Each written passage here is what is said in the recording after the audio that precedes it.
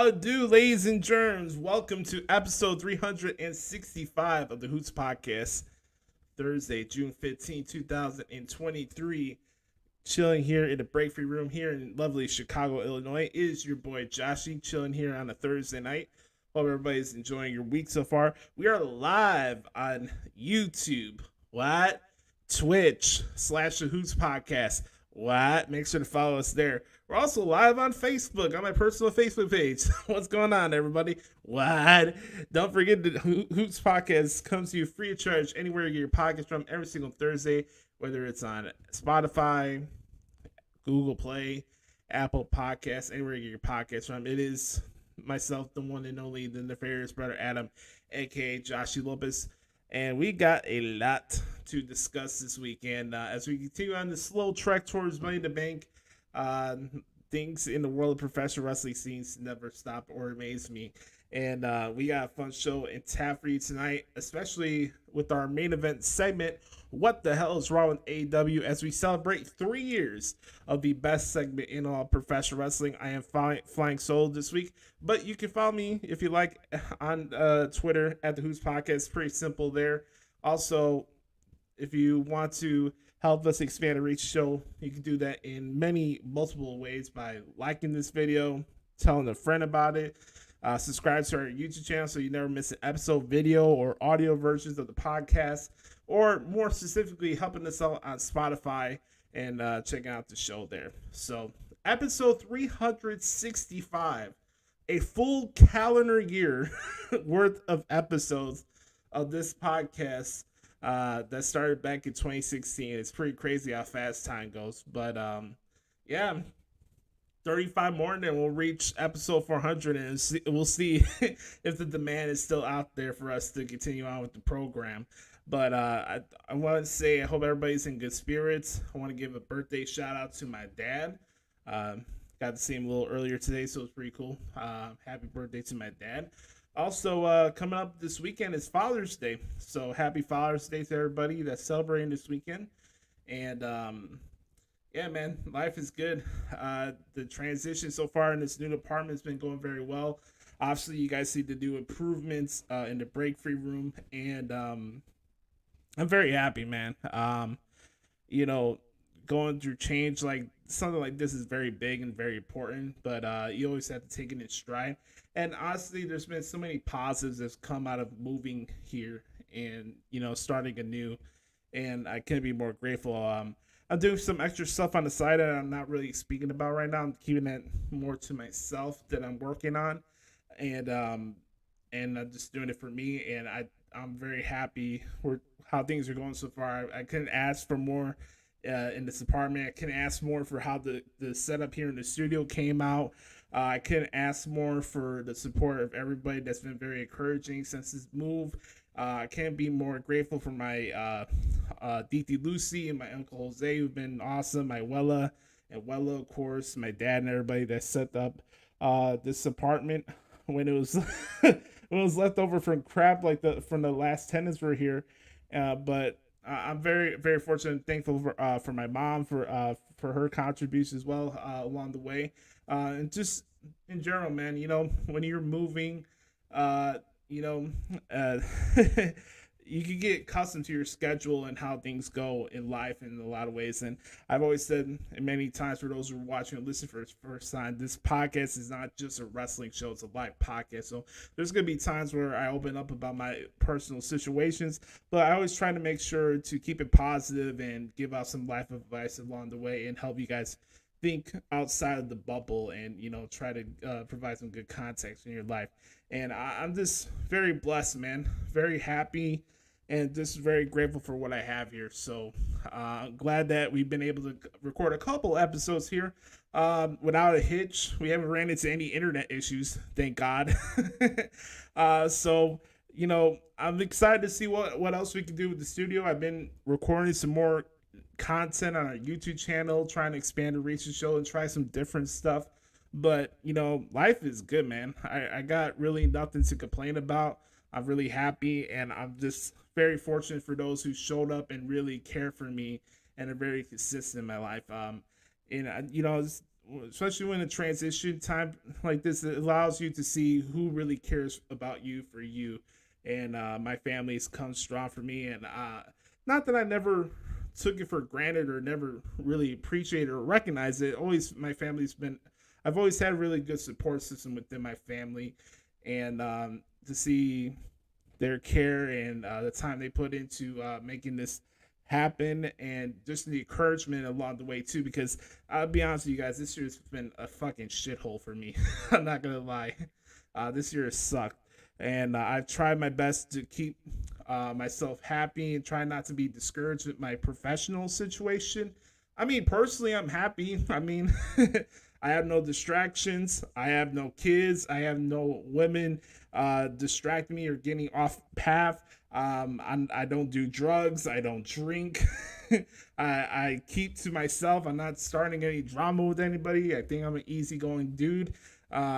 Personally, I'm really in good spirits, but professionally, it sucks. I love working. I love the job I had. Even if I spend too many hours a week covering wrestling, is what made me happy. And I'm really driven more by my work than I am other things. And it is what it is. I'm grateful that I have a platform like this to come on here and still entertain you guys and give you out some good wrestling content, even if it's not transcripts. To come on here and have this platform to record this podcast for you guys every single week is the biggest blessing that I could have right now. And everything I got, honestly, this, there's too much to say about this room, man. The layout, the background itself, I really lucked out. This humbly speaking, this background is fucking badass. Okay, I'm not even gonna lie. I'll take the humble brag, because a lot of this idea was what I had in the top of my head, and it came out even better than I thought it was gonna be. Everything you see is a lot of the things I'm passionate about in my life. You got the Rican poster in the back. Got one of my idols, MJ, there. Of course, the GOAT, The Undertaker, on the top. The only thing missing here is a CM Punk poster, but I'll try to find that sometime soon. Which brings in the theme of today's episode, second time a charm. I bring this up because coming up on Saturday at the United Center, CM Punk will be beginning his second stint in AEW, coming back from this tricep injury and the shenanigans from the now infamous brawl out situation. And it comes off the heels of the debut of AEW Collision, which again is taking place at the United Center. I want to go. I don't have any tickets for the show right now. For me, it's more personal to go see CM Punk in person than it is to see AEW. I was there to see his debut for I think it was the first dance they called it, for that Rampage episode. And for those who don't know, my favorite character of all time is The Undertaker, but my personal favorite wrestler is CM Punk. And there's just a lot of controversy that's going around this dude, the hype, what's going to happen, what's not going to happen. Supposedly there's this controversial ESPN interview that's going to drop before the show goes on air on Saturday night. There's a lot going on, and I pose the question for everybody that's watching right now. What are you expecting from CM Punk in this second run with AEW? Good, bad, or indifferent? I'd love to get your guys' thoughts. Comment down below. Ask me some questions here in the chat box that's recording this live on YouTube, and I love to see what your guys' thoughts are, because I have my doubts. Trust me, I have my doubts when it comes to this situation, because I don't trust Tony Khan. And nothing I've seen since All Out has told me anything that AEW is nothing more but a dirt sheet-led sloppy shop. So I hope I'm wrong. And here's the thing, even with all I just said there, I still want to go to this show on Saturday night, because one, I haven't been to a fucking wrestling show since Forbidden Door last year. I need a reason to go out and enjoy myself and not bury my head in, oh, I don't have a job, oh this, oh that, all this other stuff. I need a break. I really do. Not like a handout from a job, but I just need like a mental break. I don't know whether it's I need time away from the city. I don't know if I need a chance to go to a wrestling show. I really right now, what I need is something to get my mind off of the fact that I'm still in a furlough situation. So you understand me? Like, I'm happy, man. Things are going good at the apartment. I could be more lucky, but I like seriously. I want to go to this show on Saturday, even if it is AEW. But, anyways, we got a lot to discuss. Let me take a quick swig of water, really quick, because it's just me tonight. And when you're doing these shows by yourself, I think any broadcaster would tell you the most important thing to have while recording content is this right here. Yeah, Agua's my best friend. It's always been my best friend. I've been doing broadcasting and media work for almost 10, 11 years now, which is pretty insane. So nonetheless, there's some opening thoughts there. Let's get into the back porch Q&A session, shall we? It's our traditional opening segment as we open the floors to each and every single one of you who are checking out the podcast for the first time or our returning listeners. And you can ask me anything. You can ask me about sports, wrestling, anything you want to know about me. This is the goal of the segment, and we get great questions each and every single week from the good brothers of the Hoots podcast, or the podcast at Hoots. No. By the way, shout out to Brother Carter, who I saw recently got his marriage license. I don't know what the exact date is of his wedding, but it's coming up soon. So things are looking up for Brother Carter. All right, let's start this off as we usually do, as tradition here in the podcast. Let's throw up the X for the good brother Chris Zaletta at XTeenZaletta24X on Twitter. Okay, I got the questions here. Chris always does a good job sending me a batch of questions. Here we go. What up, Boost? Here's some questions for the Q&A this week. 17 years ago today, if you could have attended one of these ECW One Night Stand shows, which one you would pick? 2005 or 2006? Great question. For me, it would have to be 2005. I know that's an easy answer to go with, but it's just one of those historic wrestling shows that you want to be a part of.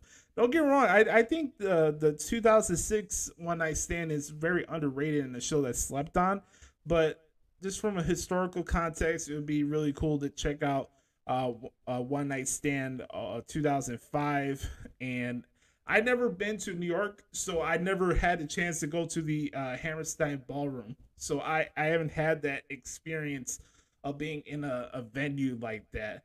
I've been to my fair share of bingo halls and VW halls, aka the Bourbon Eagles Club here in Chicago, and some indie events, but I never experienced something like the Hammerstein Ballroom. So that's definitely one I like to write off my bucket list, whether I attend it as a fan or I call a show there, because I always said one of my goals is to be a play-by-play guy for wrestling. So who knows, maybe that could happen one day. Keep out your hopes and prayers for me on that end. All right, let's go to the next question here. He says, thoughts on Motor City Machine Guns clean sweeping and both winning titles at Against All Odds. That one caught me by surprise. It really did. Usually on these monthly specials on Fight TV for Impact, you don't really get as much title changes they like to say for the bigger ones, where you have to pay $49 compared to the $10 you get like on Against All Odds. It threw me off a loop, man. I thought they would give Mac a little bit more of a title reign, but I guess they want to keep people on their toes, and this could be a situation where Macklin could get the title back anytime soon, and maybe Shelley has a short title reign. It caught me by surprise. As far as Chris Sabin beating Trey Miguel, I'm not surprised by that. Sabin's one of the greatest X Division wrestlers of all time, and I don't know if anybody was still buzzing over Trey Miguel's title reign. But that's just me. Let's go to the next question. Who do you think answers Seth Rollins' challenge on Raw? I got it. Jordan Devlin or JD McDonough. There you go. Jordan Devlin will answer Seth Rollins' challenge for Monday Night Raw this Monday. All right, let's go to the next one here. He says, does Logan Paul get in the men's Money in the Bank ladder match? Yes. That's definitely going to happen. I heard some speculation that maybe Logan is the one that answers Steph's challenge since Raw's in. Oh my god. I just reminded myself that freaking Raw's in Shitland, Ohio on Monday. If you guys know me and know the Hoots podcast, you know that Cleveland, Ohio, to me, is the worst place on God's green earth. I think the entire state of Ohio should be blown up. I think it should be turned into a parking lot. If you think Randy Quaid in Major League 2 is negative on Cleveland, he ain't got shit on me. Get the bulldozers there. Turn that place into a freaking parking lot. Can't stand Cleveland. I say that in jest because I had probably the most embarrassing moment in my life outside of having my heart fractured a couple years ago. But I can laugh about this now. But seriously, this is during the time period of the punk pipe bomb or whatever. I'm ashamed that I'm admitting this now. I went on some type of a mini vacation. It was more a little bit of a road trip with my Uncle Jeremy and my Aunt Kim and my cousin Tommy. And my Aunt Kim's my godmother, so this is my first time in a while to go stay with her and hang out. We go to this little area outside of Cleveland, and I'm just basically in the Ohio area, and this is before the 4th of July, so this is literally right when Punk cut that pipe bomb promo. I saw that in Ohio on TV. And the next day, we go fishing.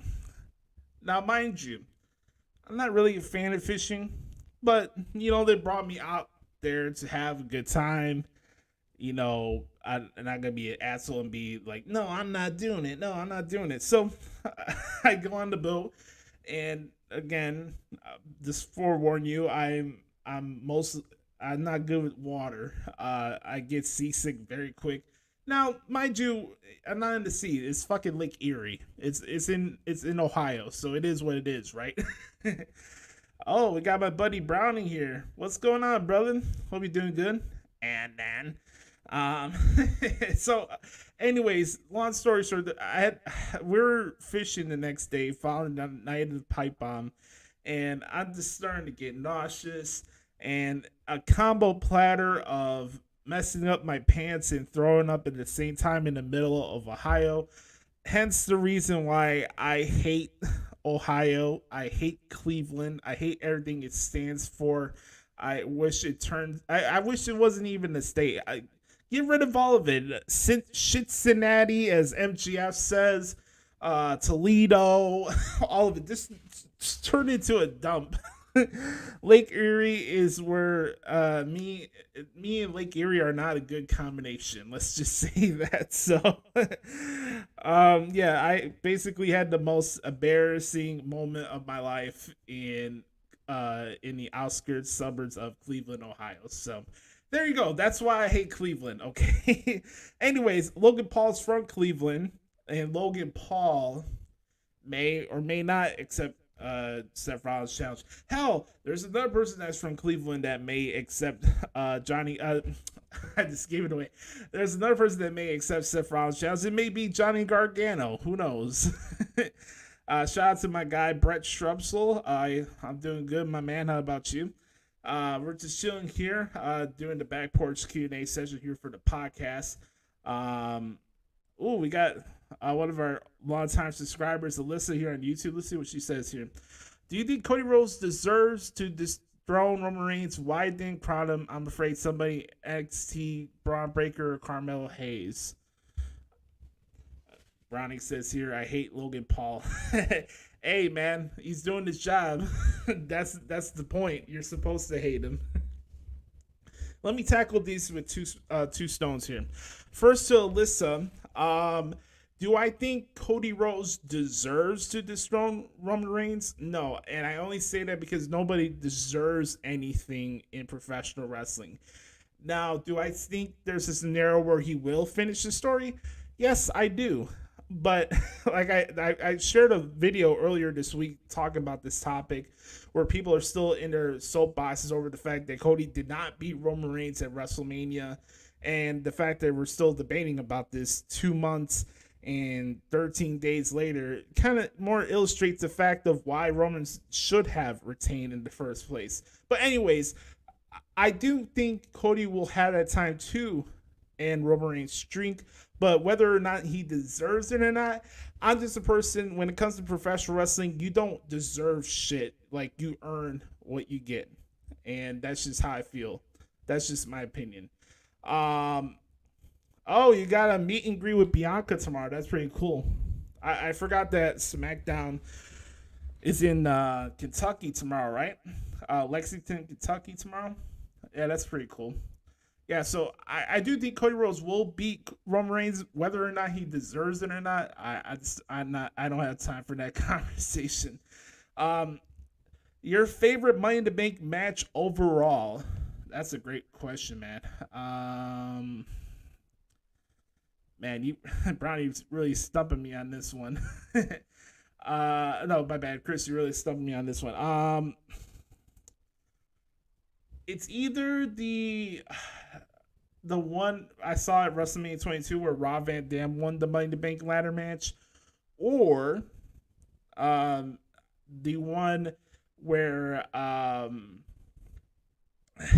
know that people were upset with the finish, and they're upset that Brock won the Money in the Bank ladder match, but that one in Hartford in 2019 was crazy, so that was one of my favorite ones as well. And then, of course, over the years, you know, the one at WrestleMania 23 was cool. Hell, here's my all-time favorite Money in the Bank ladder match. And some of you are going to be surprised by when I say this, because usually I'm more critical on this guy, and I think this guy is kind of overrated. But the Money in the Bank 2011 match where Daniel Bryan won the Money in the Bank ladder match to kick off the show, I got to be there in person for that one. Awesome match and a really cool moment. I'm more times than not negative on Karen Danielson, but that was a pretty cool match and a really cool moment, actually. All right, let's continue on here. Your favorite summer of wrestling? I think for me, and this is not me being a prisoner of the moment, but honestly, it's last year. All the stuff with the bloodline going on, that whole angle, for me, is definitely last year of WWE content. Last year's summer, just in general in professional wrestling, was a lot of fun. So I'll go with 2022. Thoughts on men's briefcase being cashed in on any title? I don't have a problem with that, to be honest with you. I think this is an evolution that's been needed for about 5 to 10 years, to be honest with you. I know traditionalists will hate the concept of the fact that, it's not just for the world championship. But for me, it was time to change it up a little bit. I mean, how many more times are you going to have somebody win the briefcase and then have an unsuccessful cash in for the world title? Because you don't want them to cash in on one of your big top stars. So the fact that it's available for other titles in the company, I don't have an issue with that. I really don't. So I think it's been overdue, and it was time for the stakes for it to evolve a little bit. Do we get Edge and Brock before Edge retires? No, I think you have a better shot of seeing that in the video game, Chris. Maybe it's a match we'll see. I don't believe it, but yeah, I think you have a better chance of seeing Edge and Brock Lesnar in the video game than real life. Who gets the boot from Judgment Day after Money in the Bank? Possibly Balor or Priest? That's a good question. I think it's too early to tell. Who says that Jordan Devlin can't join the Judgment Day without having to replace somebody along the way? If it's going to be anyone, I think it's probably going to be Priest. But still, you could add Devlin to the group without having to throw somebody out of the group. So that's my opinion there. But thank you, Chris, for the questions this week. As always, I appreciate you, brother. Make sure to follow me at Twitter at xteenstheletter24x on Twitter. By the way, you guys can also still ask me questions here if you like. Nothing is off limits. No. All right, let's continue on here as I peruse here to the good brother Mike. Yes, Mike at Main Event Swerve. He has a bunch of questions here. Let's scroll up here. He says, "What a boost! The new studio is looking awesome. I appreciate that, and I hope the show keeps rolling even better as the year goes on. Here are some questions for the new back porch. The word boycott is in overdrive lately. So with that, have you ever boycotted a brand, TV show, etc.? If not, what has happened for you to boycott something in general?" Um, I really don't like the term boycotting. I just think when people say that, oh, I'm gonna boycott this, I think they're saying that um, looking for attention. And I'm a person that goes more about following through with my actions and then just saying shit just for attention. I think that's how I carry myself with the show, and that's how I carry myself with my life. So I don't need to tell somebody that I'm boycotting this and I'm boycotting that because it's just really wasted energy. Either you're gonna do it or not. Don't tell me you're gonna boycott WWE because the main event didn't go the way you wanted it. Then you're talking and live tweeting Monday Night Raw the next day. Like, I have no respect for that. I have no respect for that. Be about it. If you're gonna boycott something, or if you're gonna, even if you're an AEW hater, right? I get accused of being an AEW hater, right? But I've covered every single show of AEW that was going on before I lost my job. I cover all of them, Dark, Elevation, all the shows. I want it to be good, but there's people that act like AEW does nothing wrong. And that's the gist of the segment that we do each week. But I never came on here and say, oh, I'm going to boycott AEW. That's just fucking stupid. I don't think it's good. I think it could be a lot better. I think the wrong people are running it. But I never got to the point of being like, oh, I'm going to boycott AEW. That's just stupid because I like wrestling. I watch more wrestling than just WWE. So that would be hypocritical for me to come on here and say, oh, I'm going to boycott AEW. That's just stupid. I don't even hate watch AEW. I want it to be good, but more times than not, they write our segment for us. So what else am I supposed to do? We got another comment here from Alyssa. She says, Cody Rhodes, why not in the Money in the Bank? Dumb feud with Dominic Jr. Don't like, man. Where's me? I get what you're trying to say, Alyssa. Kind of all over the place there. To be honest, it was kind of hard to catch up with what you're saying. One, no, I don't think it's a dumb feud with Cody and Dominic. It did not make sense to have Cody in the Money in the Bank ladder match as a babyface. Why would he? Think about this. If Cody Rhodes couldn't beat Roman Reigns at WrestleMania, why would you have him be in the men's ladder match and cash in with the briefcase as a baby face? Are you gonna turn him heel the next day? Like, let's use our brains here. That would make no sense. Why would Cody go in and cash in the briefcase on Roman after Roman loses the match? Or even do the dumb thing like John Cena. Oh, I win the briefcase and I'm going to cash it on the 1000th episode of Raw. We all knew where that was going. There was no scenario where John Cena was going to beat CM Punk at Raw 1000. So, no, I don't think that's a good idea. Two, I've been enjoying the Cody Rhodes Dominic stuff because it's good TV. That's just my opinion.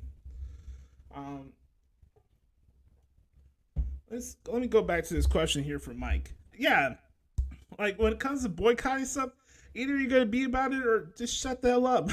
Like, don't tell me you're gonna boycott something and then don't do it. For example, I'm not really a fan of today's pop or rap music. I don't listen to it. I listen to the old stuff.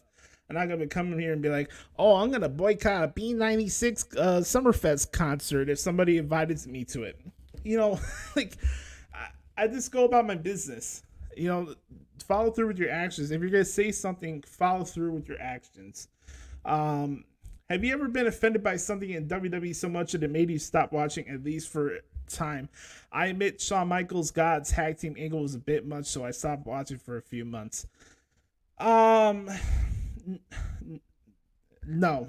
Honestly, no.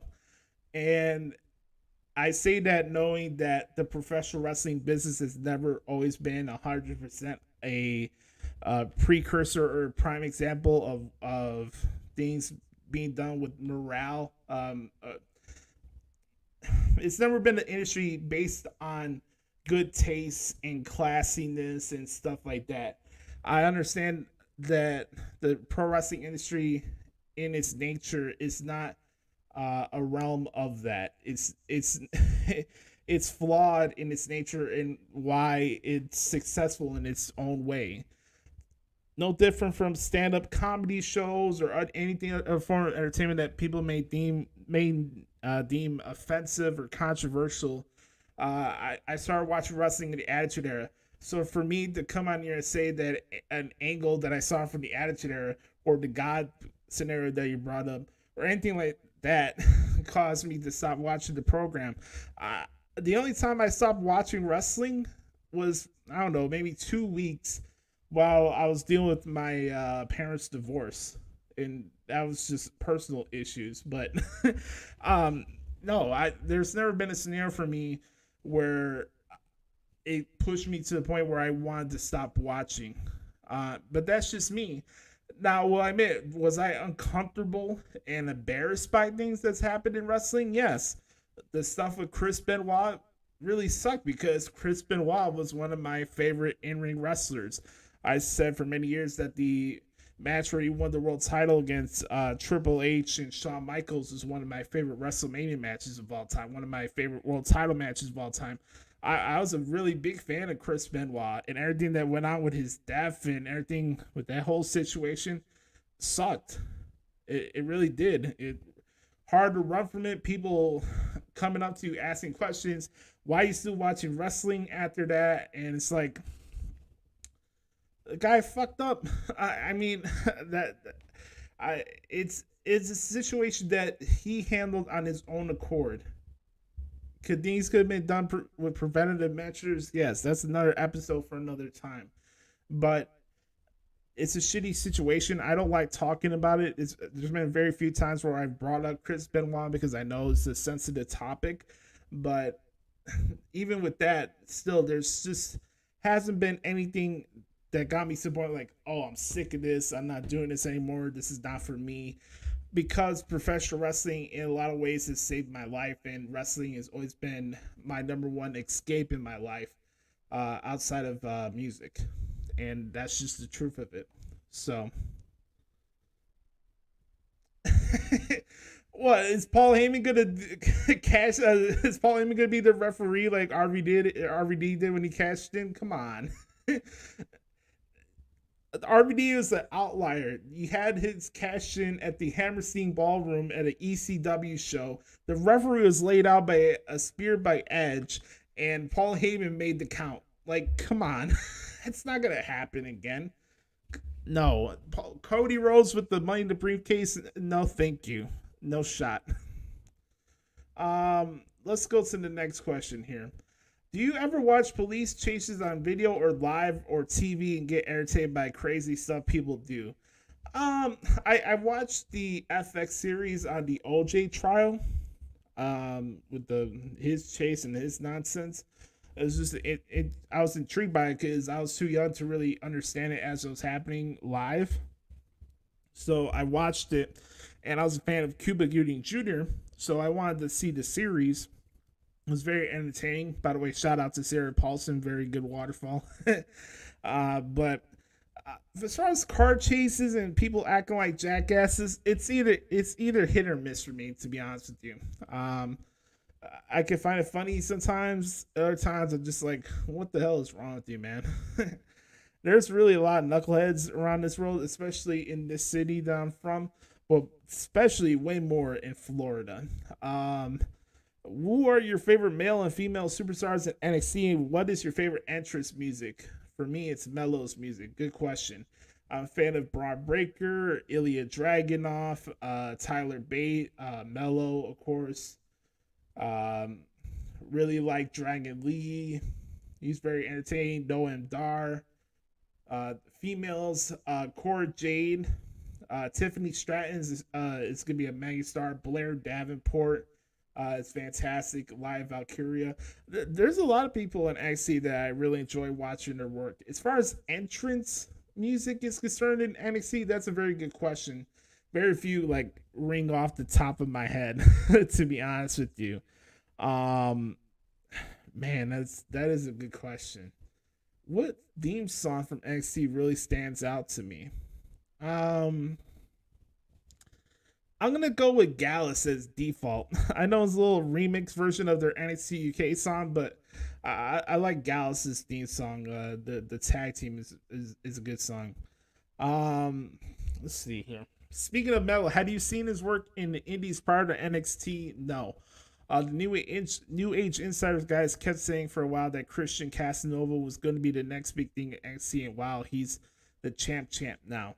No, I didn't watch his stuff in the Indies. I've heard about him, but I never saw any of his matches. And I'm a fan of Mello. I enjoy transcribing his work. He's a very talented guy, and the sky's the limit for him. So I'm really not surprised by his success. This talented people are talented at what they do, and they reach the ceilings, and they put the work in, and they earn what they get along the way. So I'm happy for his success, but I didn't watch him in the Indies, and sometimes when you hear people hyping people up, sometimes it can be a little disappointed from that point of view. But I mean, they had an up close personal view from it. Like, he was in their area, right? So it would make sense for why they were hyping him up. So I'm happy for his success. I have nothing bad to say about Mello. I think he's very good at what he does, and I think he has a bright future ahead of him. Next question. What do you think of Zoe Stark's promo on Monday? Was it cringeworthy for you or a positive? I'm just gonna say it's incomplete. You know, you gotta start from somewhere, and you know, her character, she lets her actions speak for herself. I don't think people are gonna confuse Zoe Stark from Stone Cold Steve Austin or anybody else, or hell, even AJ Lee on the microphone. But yeah, start somewhere. Was it something where it was so cringy that I felt bad for her? No. That the back and forth with her and Becky could have been better on Monday, but you know, you gotta start. There has to be times where you have to have moments where you fail on the mic and learn from it. You know, not all of them are gonna be home runs. So I'm glad they gave the opportunity for her to speak, and you know, sooner or later we'll find out whether she needs a mouthpiece or not. Who knows? Either she could thrive in that field, or she could be someone like Shayna Baszler, where you attach people next to them because they can't carry a feud with their microphone skills. So we'll have to see how that one plays out. This one is tough because Roxanne Perez is a Texas girl, a Booker T ROW alum, but on the scale of AEW bad to 10, how do you rate her promos? Oh man. Oh shit, that's a tough question. I'm gonna go with a AEW to 10. I'm gonna go with a 4. Let's go with the Bret Hart special, and yeah, it's not good. It's not looking good right now. She just comes off very disingenuous. I appreciate her wrestling style, and she has the facial expressions of an underdog and stuff like that, but her voice just comes off very condescending in a lot of ways, and her promos are very hit and miss for me. So I'm going to go with a very fair 4 out of 10. Shout out to you, Bret Hart. Who do you think breaks out first by SummerSlam, Grayson Waller or LA Knight? I'll go with LA Knight. For Throwback Thursday, does it surprise you that Taker trained and wanted a longer match at WrestleMania 34 as opposed to the 5-minute scene in squash we saw in New Orleans? Yeah, it did surprise me. But also, you have to put in consideration that there was a lot of other matches on the show that went on for 30, 40 minutes, like the mixed tag match with Ronda and Kurt against Triple H and Stephanie. I think that triple threat match with Seth, Miz, and Finn went for 25 minutes to start off the show. AJ and Nakamura had 30 to 45 minutes. We had the main event, of course, with Brock and Roman. I think really what got in the way of that match not getting more time was just the concept of John Cena watching the show from the crowd and then having his interaction with Elias. By that time, that portion of the show already had like 15 or 17 minutes attached to it. You add on the Undertaker's entrance. That's that's like 7 or 8 minutes alone. Get into the ring, 5 minutes. How you doing? Keep it moving. Um, yeah, I was surprised that it was that short because I thought that was gonna be a really drag out longer match, and honestly, I thought that was gonna be the last match. I built it up in my head like this is gonna be the moment where this is gonna be the long match, and also thought that was gonna be the moment where John Cena was gonna turn heel, and like really like like take out Undertaker for good, lash out in the crowd, go do some movies, and then come back as a bad guy. I had this whole scenario went out to the top of my head, and it didn't happen, and it just it just didn't happen. And this is where something I had to learn. Don't allow your fantasy booking ideas to cloud your view or judgment of something that actually happens. For storyline purpose, it makes sense. You're talking shit about him. You're talking shit about his wife. You're questioning his manhood, and he comes back and whoops your ass, and that's what it was, and that's what it needed to be. So, was I disappointed that it wasn't a longer match? Sure, but also I built this up into my head instead of actually watching the show for what it is and analyzing it from there. Listen, I love Cody Rhodes. I'm just saying that people need to cool down their expectations on the guy and putting him in scenarios that just would make him look bad. I mean, it's bad enough for any era of fickle universe in the WWE where people can't make up their mind of what they want to do or not with performers. So, so to just put them in bad positions is just a bad idea. If healthy, when and how would you like to see Big E return? Um, that's a good question. I would like to see him in a scenario where possibly he could fight Gunther for the Intercontinental Championship. If not, maybe you could have a reuniting with New Day and they can feud with the Judgment Day. I guess you could do something like that. In Houston, we have a starting pitcher out for the rest of the season again, but is there any injury-prone guy in Chicago sports like that? Yeah, my entire Chicago White Sox team. I swear to God, it's like every other 2 weeks. Oh, we have Yoan Moncada back on the injured list. Then we have Eloy Jimenez on the injured list.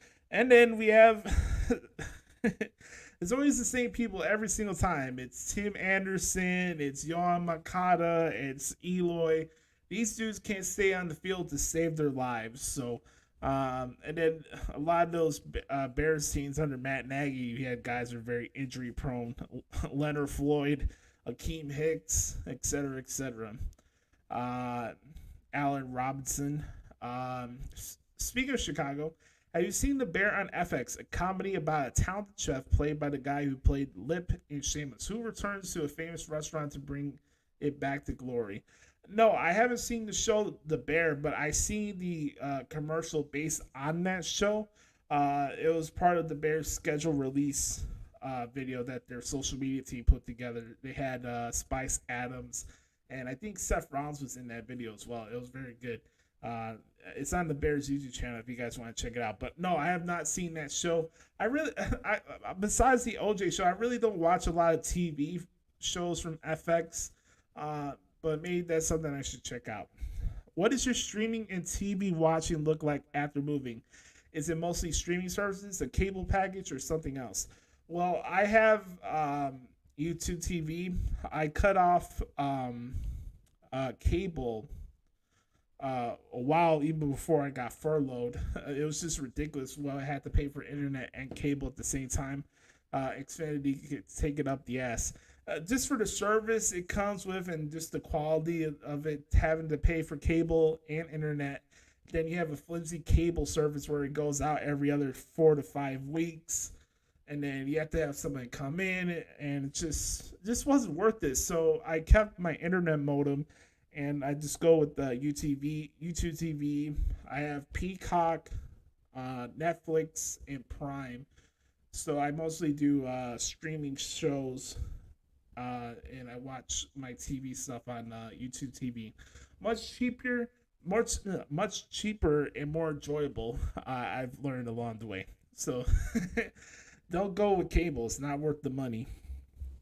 Um, is Booker T kind of the new Teddy Long, a guy that makes big announcements but sometimes just messes up a few words? Hey man, Booker is gonna be Booker. It is what it is. The guy's entertaining. He could flub up anytime he wants. It's hilarious to me. Oh, shucky ducky quack quack. How about this? The Kansas City Chiefs get less rest than the last six opponents to end the season. Does the NFL personally do this thing to create parity, or is it just coincidence? I don't know. I don't really look into stuff like that. I can see where you're coming from with that standpoint, but for me, it is what it is. You play on your schedule, and you go about it that way. I mean, I think there was a time a couple years ago where the Bears were not allowed to play a home game for like 2 months or something like that. But whether it's to create parity or not, you just play on your schedule, and that's what it is. If the Chiefs are this almighty dynasty that everybody keeps talking about, this issue should not be a problem for them. Did the fans go a bit too far chanting Seth Rollins' song over Finn Balor's promo on Monday, or is it any crowd reaction a good thing no matter what? I'll answer your question in the following segment. Number 17 here, he says, Charlotte recently said that she doesn't see herself as a heel or face, just the girl. Is that more of a my yard now Roman thing before the bloodline, or is she onto something? No, I think she's just stating facts. I said it before, when it comes to the stuff in the ring in WWE, hell, you can throw professional wrestling in there as well. I'll say this too, and I'll take the flack for it. Charlotte Flair, when it comes in the ring, is the measuring stick in WWE and in professional wrestling. And if you want to challenge me on that, go back to watch her match with Rhea Ripley at WrestleMania this year, and I rest my case. It's happened twice now. This happened at the Money in the Bank a couple years ago when the fans came back, that pay-per-view where the crowd were booing her, chanting for Becky, saying this match sucks, and then turning the match later to the point where the fans are chanting this is awesome. And also going into this match at WrestleMania where the crowd are like, oh, this is going to be boring. This is not worthy of being the main event of night one. And they ended up having one of the best matches of the entire show. So I don't want to hear that Charlotte Flair is not good at what she does. She's the measuring stick when it comes to in-ring work in WWE and in professional wrestling from a female point of view. And that's just that.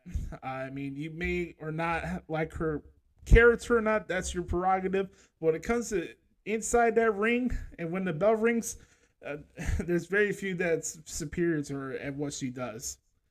How does AEW Collision in comparison to other shows? Is NXT like a third brand, the AEW Dynamite G League, WCW Saturday Night? What is it to you?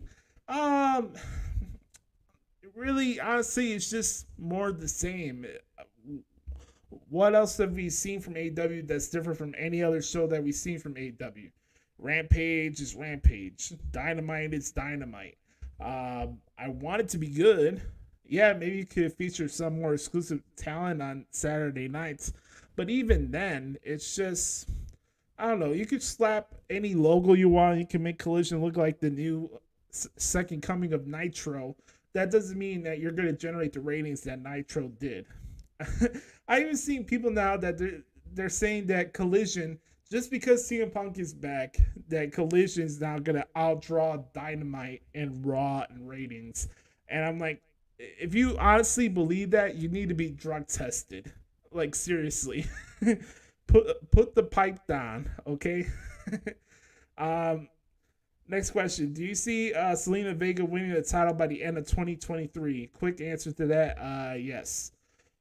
Last question here. It says, what do you think of Nick Khan wanting NXT to be more like a third brand as opposed to developmental? Do you see positive progress with that as Dana Brooke, Ali, Los Lotharios, now Seth have interacted there this month?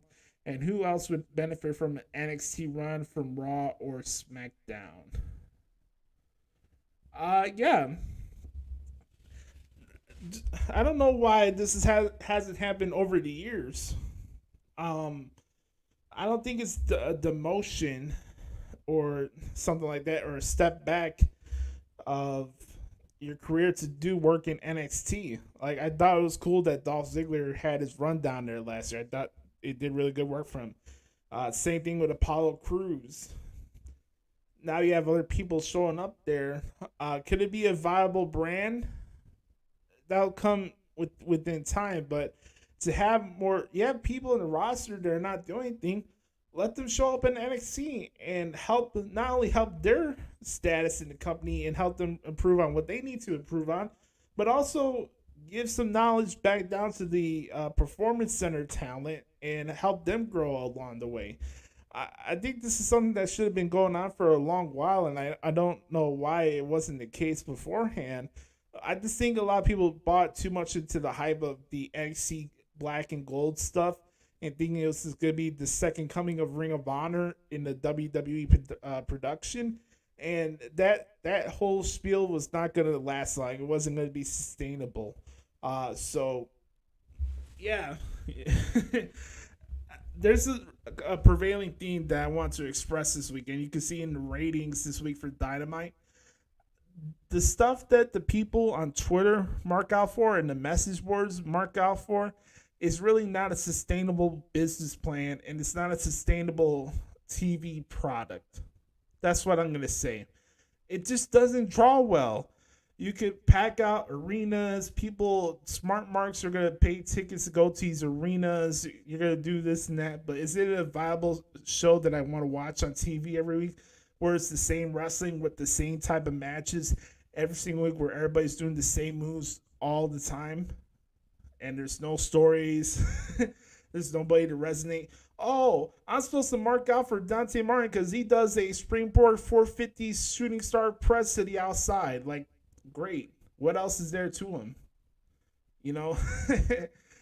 Like, NXT Black and Gold had its good moments, and I know a lot of people enjoyed it more than Raw and SmackDown. But that style of wrestling is not sustainable as a business plan. It's just not. You can argue with me, and I have way more evidence to show you why it's not. Case in point, Impact Wrestling, Lucha Underground, Ring of Honor, everything that's been going on since WWE bought WCW back in the day has proved my point. Like, it's not even the closest thing we got from an alternative product that wasn't like a ripoff of Ring of Honor or WCW was Lucha Underground. And even then, that had a niche market because you just saw the same type of matches. So that's going to be another episode for another time because I think we need to have a longer conversation about that. But yeah, that's a quick wrap up there for the questions this week. I want to thank you all for participating with me. As always, if you want to send us a question, all you have to do is hit us up at Twitter at the Hoots Podcast or the Hoots Podcast at gmail.com. When we come back,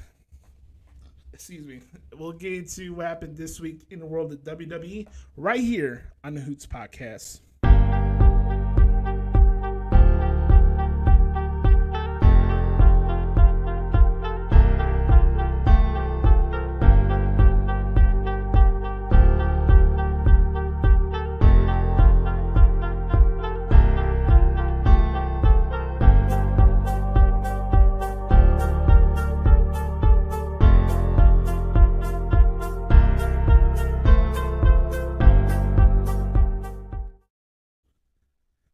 Folks, time to talk about what happened this week in the world of WWE.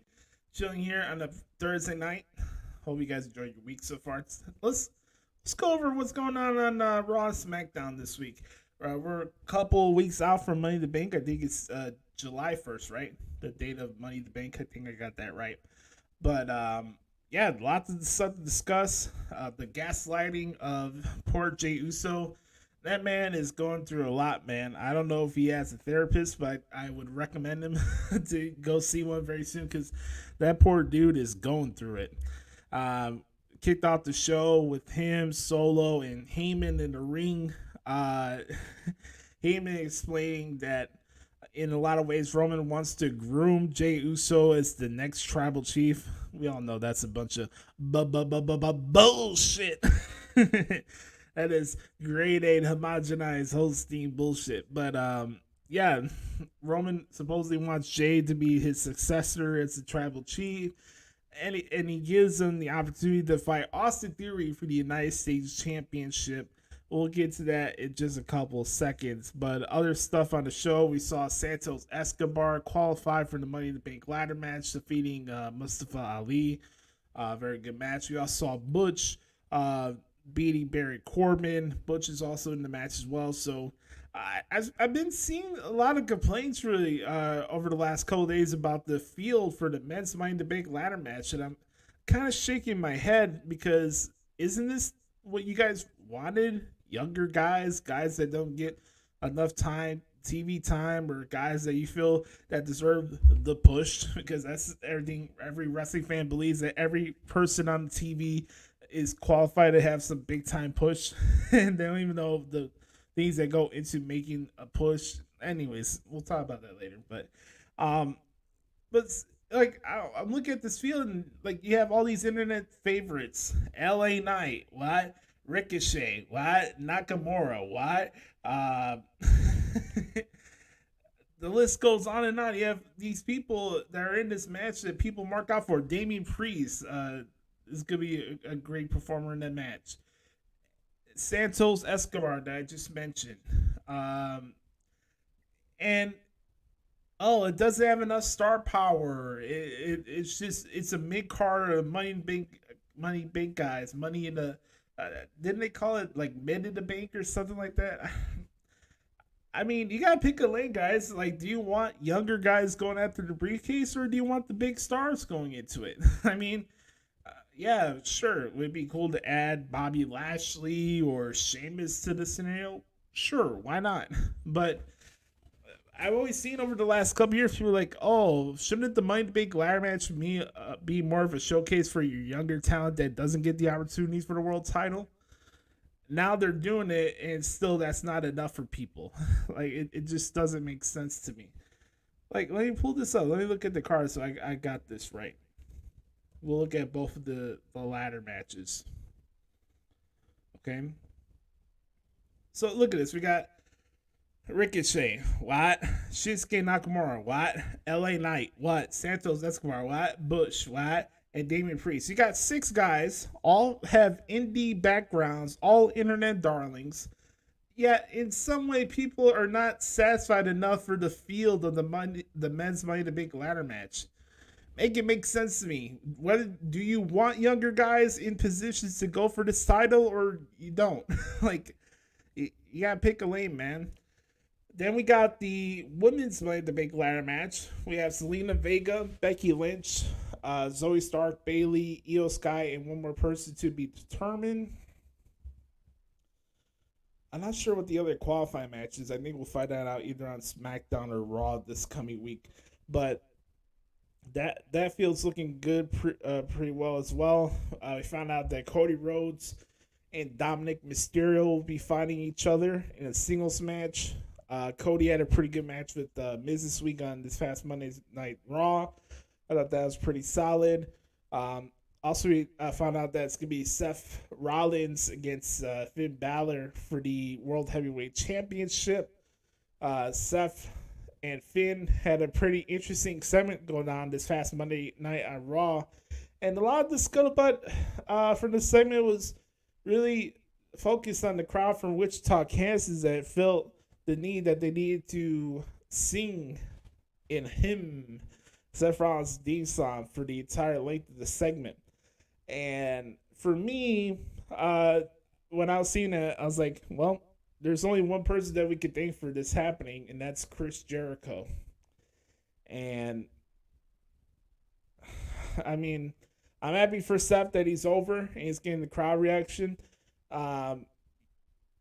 It's just unfortunate where the crowd felt they felt the need to troll Finn, when Finn is one of those people that those type of fans that like trolling.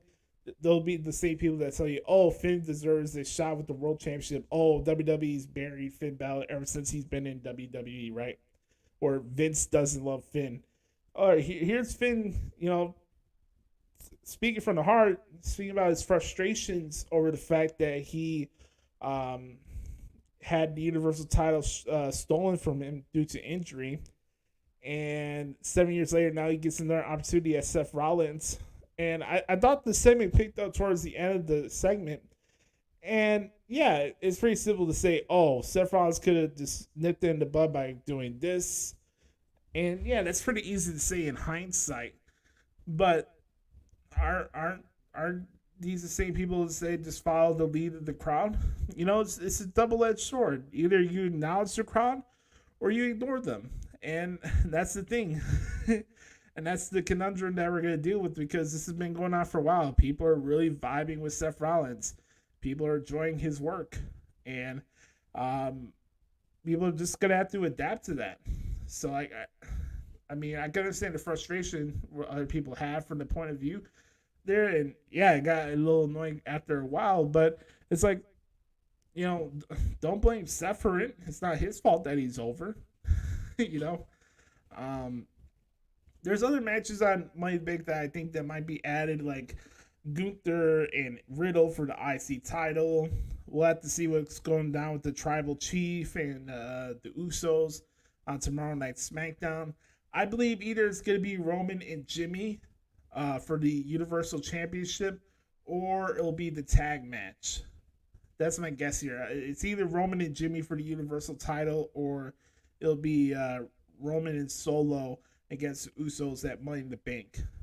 My guess is leaning more towards Roman and Jimmy, because we haven't really got a hint yet of what allegiance does Jay have at this moment. Is he going to side with his brother? Is he going to side with his cousin and his tribal chief? That's why we watch these shows. We got to see how it plays out. But I think either you get a couple matches that'll be added along the way, like Sammy and Kevin against Imperium for the Raw Tag Team titles, and then of course, like I mentioned earlier, Gunther and Riddle for the IC title.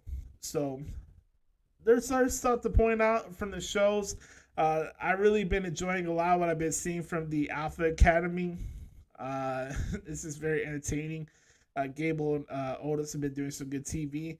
And so it's great to see Maxine Dupree on my TV screen. So I'm not going to lie about that. That girl is fucking hot.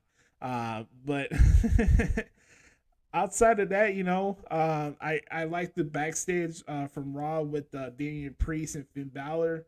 I thought that was pretty good. You had a little interaction with Finn and JD McDonough. Where is that going? So things are picking up right now for WWE. Is it the best TV every single week?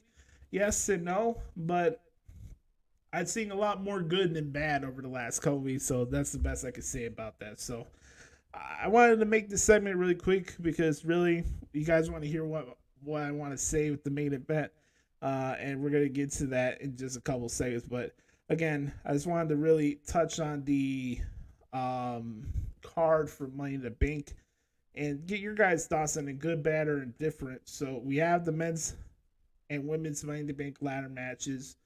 We have Seth and Finn for the world title. We also have Cody Rhodes and Dominic Mysterio. I believe we'll have Gunther and Riddle. We'll have Kevin and Sammy against Imperium. And then we'll have Roman against Jimmy Uso for the Universal Championship. And who knows, maybe Jay becomes a special guest referee. It's an idea. Who knows? Maybe Jay becomes a special guest referee. We'll have to see how that one plays out. But yeah, that is Money in the Bank coming up on July 1st at the O2 Arena in London, England on a Saturday. Very cool. We can see Money in the Bank in the afternoon and still enjoy our Saturday night, which is just pretty cool. But on that note, it's time for the main event. This segment has an unlimited time limit and it's scheduled for one fall. If you're easily offended, that's a you problem, not a me problem. And anything goes, because guess what time it is, ladies and gentlemen? It's time for What the Hell is Wrong with AEW. Let's start this bad boy off in a 3, a 2, a 1. Beat your meat beat your meat, beat your meat, beat your meat, beat your meat, beat your meat, beat your meat, beat your meat.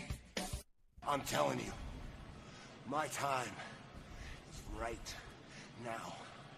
Right this minute, 2022. We're living it. My time is now. My time is right goddamn now. Man, what intensity. It's time for What the Hell is Wrong with AEW?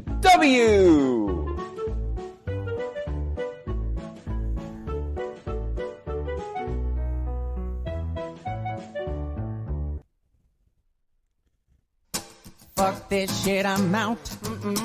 Fuck this shit, I'm out. No thanks. Don't mind me. I'ma just grab my stuff and leave. Excuse me, please. Fuck this shit, I'm out. Nope. Fuck this shit, I'm out. Alright then. I don't know what the fuck just happened, but I don't really care. I'ma get the fuck up out of here. Fuck this shit, I'm out. Alright. You guys thought I was gonna end the show there, right? No, I wasn't gonna do that to you guys. That'd be a little harsh. It's time to get into the voyage. That is the one and only. What the hell is wrong with AEW? We are celebrating 3 years of tomfoolery and shenanigans of what may be, if not the best segment in all of the world of professional wrestling podcasting. Believe it or not, folks, I enjoyed most of what I saw from TV last night. I'm not gonna front with you. I thought it was a more enjoyable edition of Dynamite this past Wednesday night in Washington, D.C. Lots of stuff to discuss, but I want to forewarn everybody. Don't be fooled here, okay?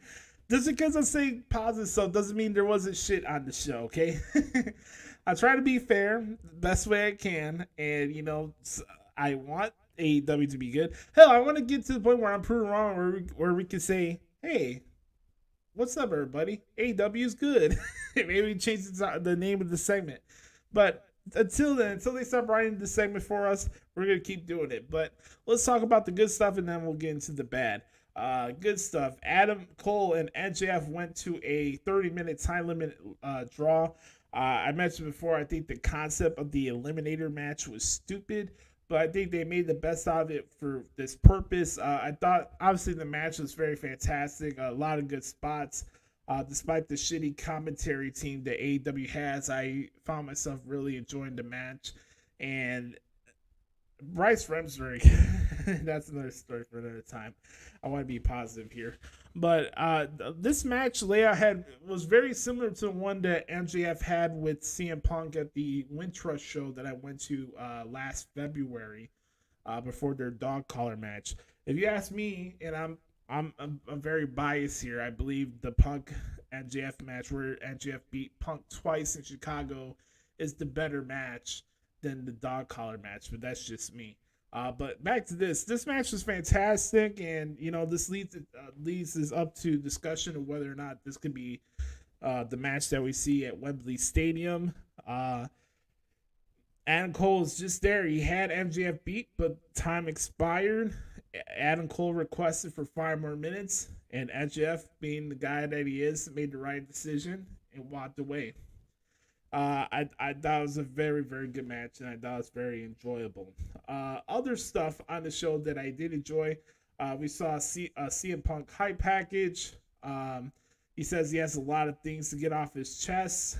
We know that the Collision debut is coming up on Saturday. It'll be CM Punk and FTR taking on Juice Robinson, Jay White, and Samoa Joe in a 6-man tag. And he said he has a lot to get off his chest. And, I mean, if anybody thought that CM Punk was just going to show up and not cut a promo, especially in that first show of Collision, I think you're high. But I thought it was nice that they did the vignette, because it wasn't like they're insulting your intelligence and acting as if he's never been part of AEW. This is not like some fresh new debut of CM Punk. He's been in AEW. So I'm glad they didn't try to assault our intelligence, acting as if, oh my God, CM Punk showed up. What's going to happen? I can't believe this. CM Punk is back in wrestling. It's a different vibe. Punk said it right off his chest that, he has some scores that he's got to deal with. And I'm curious to see what he has to say. And there's other stuff about CM Punk, which I'll get into later on. But I'm glad that they did this vignette instead of, trying to act as if we're just going to put a blind eye to what happened at All Out. That's what I'm going to say about that. All right. Let's see what else here. Really didn't give two shits about the 8-man tag match. Sting, Darby Allin, Pockets, and Keith Lee against the Mogul MC. That was a waste of time. And yeah, also I have next to zero interest in seeing Sting and Chris Jericho. That shit could go the fuck home and stay the fuck home as far as I'm concerned. Thumbs up to AEW for more Renee Young on my screen. More Renee Young, the better. So you guys get points for that. Wardlow retained against Jake Hager. Waste of time. After that, we found out that Wardlow will put his TNT title on the line against Luchasaurus at Collision. So we'll see how that match plays out on Saturday. Also, we had vignette from Hiroshi Tanahashi. There was a lot of promotion for Forbidden Door coming up soon. I think Forbidden Door is taking place a week from this Sunday, and in Toronto. So they're really steaming up the build for that show. Tanahashi wants to make up for what happened at last year's Forbidden Door. MJF is the champion. MJF was interviewed later on by Renee. MJF says he has no time for indie-fed wrestlers. And he says this will be the first time he no-showed a show that Tony kind of booked him in. And we'll see whether or not MJF shows up at Forbidden Door. We'll have to see how that one plays out. But after that, we had... does this intrigue you? Pockets and Shibata against Zack Sabre Jr. and Daniel Garcia. It's just weird. I think it's an odd match pairing. Oh, hey, we got Shibata here. Oh, let's just do the match. Whatever. Let's see here. Tony Storm retained against Sky Blue for the AEW Women's World Championship match. Was what it was. I wasn't too crazy about it one way or another. Felt a disingenuous vibe with the Jungle Boy Hook backstage interview. Definitely the right side wall with him turning heel.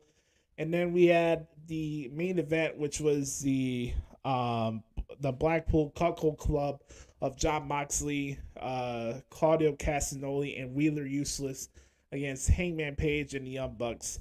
Look, this match and the ending is where we're going to start with the shit here, because boy, was there a lot of shit.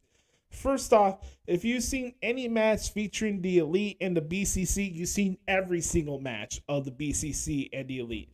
It's all over the place. The referees don't know what they're doing half the time. Some of these spots don't even make any sense. You could do a super kick party, do multiple super kicks to Wheeler Useless, and suddenly he has this ricochet ability. I hate this move in wrestling. This happens in multiple promotions where you get hit and you do that stupid thing where Moxley rebounds off the ropes and comes back to do another spot. It's so stupid. It looks so choreographed and phony. I just have no time for that. It's stupid. And by the way, this episode of Dynamite went down in ratings this week to the point where this particular match in general had 699,000 viewers at the time of the main event. I gotta pose a question to you, Tony Khan. When are you gonna learn that these trios matches and this feud in general with the BCC and the Young Bucks, the BCC and the Elite, is overstayed its welcome? You have a trios match just to have a trios match, and then it ended up being into a smorgasbord of, I don't know what the hell you call this afterbirth brawl. Listen to this. So we have now. Don't get me wrong. The finish of the match was pretty cool. The BTE trigger buckshot lariat combo. I thought that was cool. I thought it was a nice finish. So I think the right team won. But also you had this scenario where, hey, it's an AEW match. Every match needs afterbirth brawl. So you have these two factions coming in, brawling with each other. Out comes Eddie Kingston. Happy to see him on my TV. He starts brawling with Claudio Castagnoli. No problem. That's all right. Then comes Don Fallis and Kanose Takeshita, Kota Ibushi's the Walmart Cobra. I'm trying my best not to be mean towards this dude, but seriously, like, Takeshita is the Walmart version of Kota Ibushi, okay? I'm just being honest here. So we have Don Fallis and Walmart Ibushi come down the ring to join the fray. And I'm watching this, I'm like, okay, we had two factions in a feud that's overstayed its welcome. We had Eddie Kingston added to the mix. Then we had the stuff with Don Fallis and Walmart Ibushi. And then out of nowhere, Will Ospreay attacks Olivier with the two hidden blades, and I think he did a Stormbreaker to Olivier as well. So obviously we know that Ospreay is fighting Olivier. It's match 2 for the IWGP United States Championship at Forbidden Door. Too much shit jammed into one box. It felt so much of a Nitro finish that it took me out of it. Not only that, the dumbest part of it of all, and I don't blame the production team too much on this, but it needs to be called out. We all know it's predictable that AEW is going to have afterbirth brawls, but the fact that there's a camera shot of fucking a Plumber Moxley basically talking to the Young Bucks, telling them what the next spot is going to be for them to come in during the brawl, was so embarrassing that I started laughing my ass off. That's how bad it was. It's bad enough we see Moxley on occasion do the blade job with the camera on him, deliberately cutting himself. Now, you see him, he's just had this dragged out 25-minute match, this war with the Elite, who he's supposed to hate, right? And he's going up to them, telling them the next spot as if he's some freaking rookie. Like, what the hell's going on here? You know, I could come on here and rag on the shitty officiating that AEW has every single week, but I'll be beating a dead horse. You guys already know what my stance is. Aubrey Edwards is blind. Paul Turner sucks. The Dead Court's ref is useless. Bryce Remsburg is a attention-seeking, clout-chasing ref. Like, that's beside the point. You have this series. We have this afterbirth brawl that I'm supposed to take serious towards the end of your show, and one of your top stars is on camera prepping the guys that are supposed to attack him from behind. It just doesn't make sense. It makes your show look amateurish. This is supposed to be a challenger brand. This is the brand that's going to run WWE out of business. Like, what are we doing here? I get it that you want to tie in multiple storylines into one brawl and you want to have the fun and all that. I get it. More power to you. But still, it just looks fucking stupid. It's bad enough Moxley's been shown on TV cutting himself with the razor on camera. Now you have him tell the guys that he's brawling with to set up the spot. Look, guys, I'm done with the whole, oh, Josh, it's a new company. Guys, the company started in 2019. If you're going to call yourself All Elite Wrestling, I'm going to give you elite standards. I'm not going to pussyfoot around here with AEW just because they're the new thing and they're not called WWE. That's the why we started this segment in the first place. There's too many people that come on and do shows like this that give every pass on God's green earth and act like every episode of AEW program is the greatest thing that's ever happened and nothing goes wrong. And it's bullshit. It's cap. It's cap. I mean, I just don't get it. It was stupid. Either that or does like who in 2023 wants to mark out for a match with Sting and Chris Jericho? That's not even a match I would want to play on a fucking WWE video game. Why the hell would I want to watch it in real life?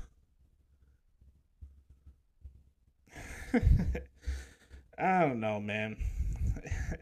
I was not surprised by the ratings that came out this week.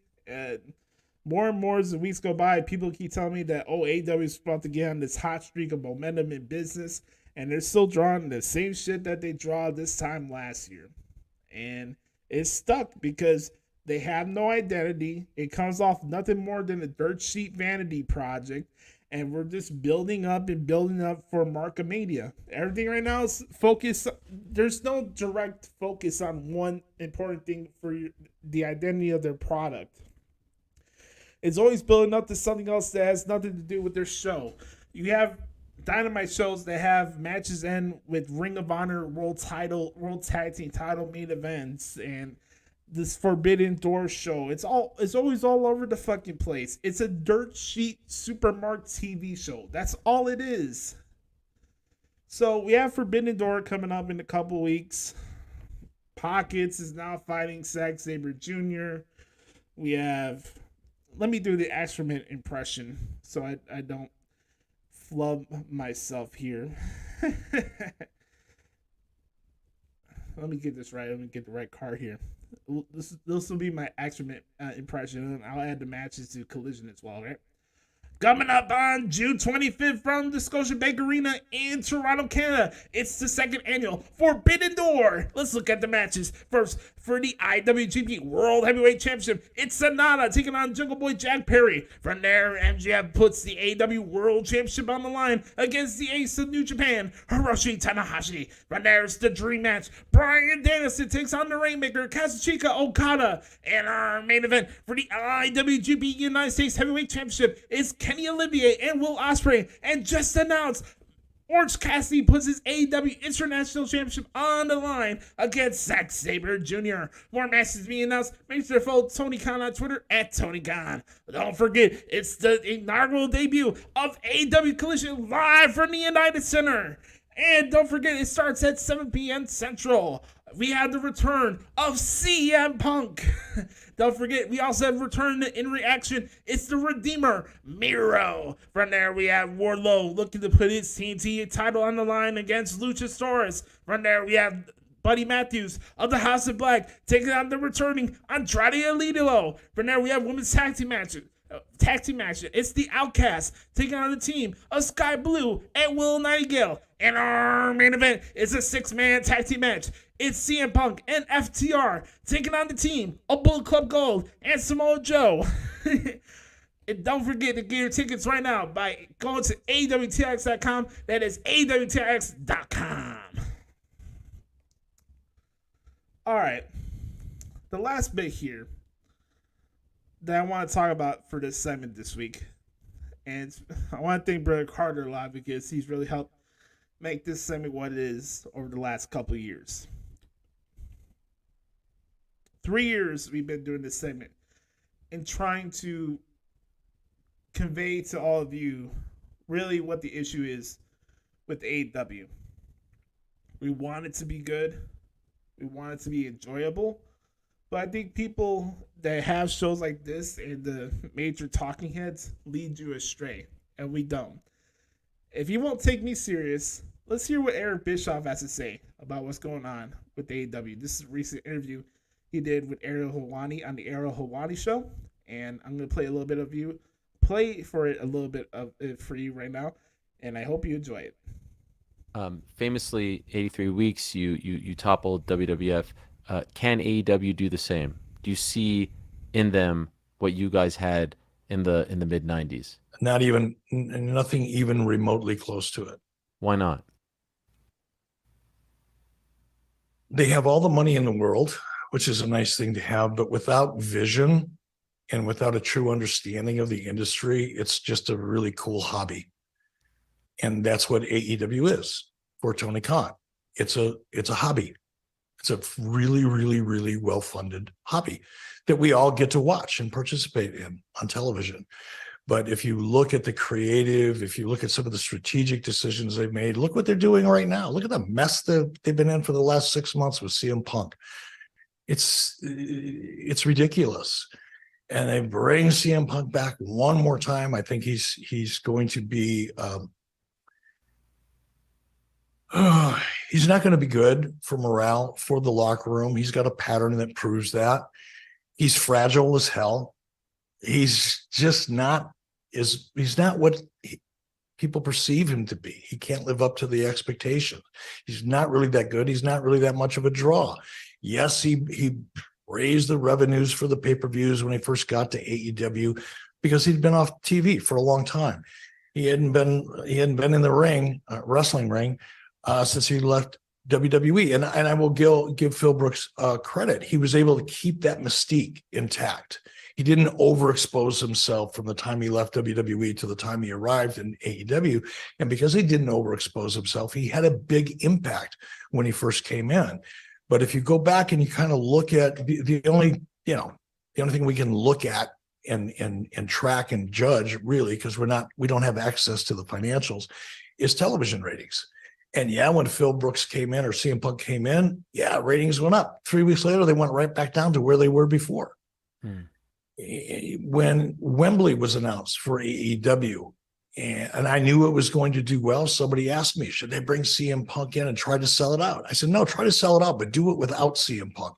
Do it with your roster. Don't create the perception that you need CM Punk in order to be successful anywhere. And sure enough, they sold 65,000 tickets, no CM Punk, not even on the card. CM Punk's announced, they sell an extra 1,200 tickets. He's not the needle mover that people think he is. And to bring somebody in that has caused so much disruption and damaged the brand. I mean, CM Punk sat there in a press conference right next to Tony Khan and made him look like a moron. He just emasculated him right there in public, ripped the company, destroyed the locker room, and they bring him back? I don't get it. So you would have cut ties? If you were Tony, you would have cut ties? Yeah, in a heartbeat. I'd have grabbed the mic out of his hand and just sent him packing. It's not worth it. Are you speaking from experience? Have you ever been in a similar situation? I mean, No. there's been never to where you thought someone was a cancer, but for whatever reason you kept them around and you're kind of feeling like you're seeing the same thing play out here? No, I've kept people around I didn't think had a lot of value, but there were reasons why. Maybe they were already under contract and I'm going to be paying them anyway. Right. Use them whenever I can, put them on the road, send them off on house shows, things like that.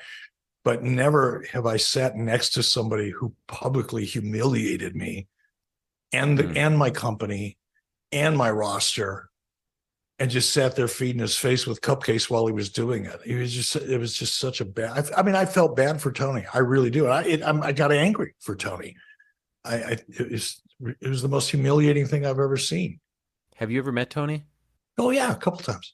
And do you think that he can at least take them to, and maybe it's not 83 weeks and all that, but like, do you feel like he can be the leader that takes them to the next level, or have they hit their ceiling? They've hit their ceiling. Look at their ratings for the last. I mean, they've got 850, 900,000 hardcore fans. Mm-hmm. That's it. That's all they're going to have. Now they can do something every once in a while, and the curious peripheral fans, occasional fans will show up to see what it is. But they're going to hover around 850, 950. Every once in a while, they hit 1 million viewers. And if you look at their weekly ratings, it's a flat line. It's a little bit of variance here and there, but for the most part, nothing has moved, no matter what they do. Tony just doesn't have the vision. Tony doesn't really understand the television business. He doesn't know how to produce. And I don't know that he's capable of recognizing that and allowing people that do know how to do it, because he's surrounded by people that do know how to do it. But Tony wants to be the Booker of the Year, the Dave Meltzer Booker of the Year, and be recognized as a creative guy, and he's not. It would be like me wanting to be recognized as a heart surgeon. I can be a big fan of heart surgery, but that doesn't make me a heart surgeon. Tony's a big fan of wrestling, but that doesn't make him a television producer or a wrestling producer. All right. We're back here. Shout out to the folks at Area Hawaii Show for the footage there. No argument on my end. I mean, we're coming on to the heels of CM Punk making his re-debut in AEW this Saturday. I don't know what he's gonna say. I want to enjoy the fact that my favorite wrestler is back on TV, but I can't disagree with what Bischoff has said. Just objectively looking at their product, man, it's just flatline. And this is a flatline issue that's played Ring of Honor. This is a flatline issue that's played TNA in the past. It's, you reach a certain mark TV-wise, and you only cater to one spectrum of the professional wrestling audience. This is what's going to happen along the way. The one thing that AEW always has going for them is that they have a blank check. They got a blank check. Tony can ask his dad for any type of money, for any time, to bring in any type of wrestlers, or do this or do that. But at the end of the day, what incentivizes people to go out of the way to feel that AEW is must-see programming? And that's the thing. I can appreciate good matches, but guess what? I can find good matches any day on Daily Motion or on YouTube or New Japan World. I can see that wrestling anytime in the world. I can see it on Fight TV. I can see it from other promotions. There's nothing unique that makes AEW an alternative. Just only the fact that they're not WWE. That doesn't make it an alternative, because they do stuff that WWE does too. And you can bring in CM Punk and act as if he's gonna be the deodorant for your product, but at the end of the day, you need to take a look in the mirror and realize that you need to start reevaluating and stop letting fucking CageMatch.com or the Observer dictate your product, and also stop having the boys being in front office positions and in creative. Have some pros that actually know how to run an actual televised wrestling show, and stop freaking booking shit that's only appealing to wrestling Twitter and message board twats. And on that note, we pose the question again: what the hell is wrong with the AEW?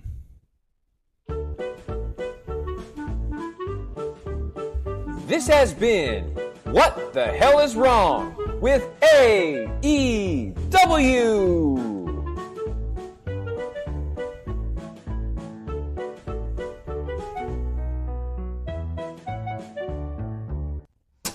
Fuck this shit, I'm out. Fuck this shit, I'm out. No thanks. Don't mind me, I'ma just grab my stuff and leave. Excuse me, please. Fuck this shit, I'm out. Nope. Fuck this shit, I'm out. Alright then. I don't know what the fuck just happened, but I don't really care. I'ma get the fuck up out of here. Fuck this shit, I'm out. Alright. Before we wrap up this week's edition of the Hoots Podcast, it's time to crown another winner of the CLAHN of the Week. That's CLAHN. That's CLAHN of the Week. As always, if you want to send nominations, you can hit me up at Twitter at the Hoots Podcast. And this award goes out to the biggest Nimrod of the following week. It could be anywhere in the world or in the world of professional wrestling. We have a lot of great nominees and suggestions this week. We got from Zion Williamson and his stuff with his chick, and him can't make it a mind whether or not he wants to play basketball or not. We got Tim Anderson and his off the field issues. We got Antonio Brown, who deserves a wing of himself when it comes to the awards of being a clown. There's a lot to pick from, but for me, the CLAHN of the week goes to three people: Brandon Walker from wrestling, and John Pollock and Brandon Thurston. I subjected myself to two different Tony Khan interviews this week, and I don't wish it on anybody because this dude is not a good interview. Honestly, I would love to have like a one-on-one sit-down conversation with him where he could tell me what AEW is and I can have a better understanding of his product and I can maybe appreciate it more. But listening to the interview he does, and more importantly, when it comes to the CM Punk stuff, the question that still remains that never seems to be asked, and I don't understand why, is why hasn't Tony Khan been asked, do you feel any remorse or responsibility for letting this issue fester the way it festered and went out of control? Like, does Tony feel any responsibility? And what has he learned from this situation as a promoter? I get it. There's a lot of stuff that goes on with legal and stuff that he can't go into. But you could ask him straight up from his point of view as a promoter, have you learned anything when it comes from that situation, more specifically the scrum, not the fight, and how you handled the situation? It's like, it's like Tony Khan is so scared of, disagreeing or doing anything that makes CM Punk upset or whatever. And again, this gets in murky waters where Tony Khan treats CM Punk the way that Eric Bischoff treats Hulk Hogan. And I don't know, man. You have the opportunity to talk to the guy. Oh, yay, we got Collision here. See, here comes CM Punk back. And you're not going to ask him about the elephant in the room. You're not going to ask him about what he's learned from that experience as an owner, a booker, a promoter. That's not relevant to the issue. Forget the fight. I mean, athletes fight with each other. What else you need to know? Okay, CM Punk said, hey, if you have a fucking problem with me, you can come to my locker room and we can handle it like man. Okay, we know. They had a fight. We got the details already. I don't need more information from that. We know what the fight was. What about you? How are you going to make sure that this doesn't happen again? What did you learn from that situation? How are you going to make sure you're not in a position where one of your talents make you look like a complete and utter schmuck at a media scrum? What does legal have to do with any of that? Why are people so afraid to question Tony Khan on that end of the spectrum? I don't get it. So John Pollock, Brandon Thurston, Brandon Walker, all three of you are the CLAHN of the week. On that note, I want to thank y'all for hanging out with me. It's been a fun episode of the Hoots podcast. Hope you guys have a wonderful weekend. Happy Father's Day to everybody that's celebrating this weekend. And I just want to say I appreciate each and every single one of you. And have a wonderful weekend. You can follow me on Twitter at the Hoots podcast. I'm at Instagram at Josh Lopez Media. Also, you could like this video, subscribe to our channel as we're on the road to 1,000 subscribers here on YouTube, and spread the name of the show on Spotify because we're 85 unique listeners away for possibly qualifying for ambassador ads on Anchor, and that'll help us get some money back onto the podcast and expand the reach of the show. And it would really mean a lot to us here on the podcast at Hoots. But I just want to say, as always, remember, be the authentic product that is yourself. Remember, nobody dictates the pace of your life but yourself and the man upstairs. I love you guys. Have a wonderful weekend. And this has been episode 365 of the Hoots podcast. And don't forget, this time next week, we'll recap what happened in Collision for the first episode and make some predictions. No, for the Forbidden Door. I'm Joshie. We'll talk to y'all later. Yes, sir.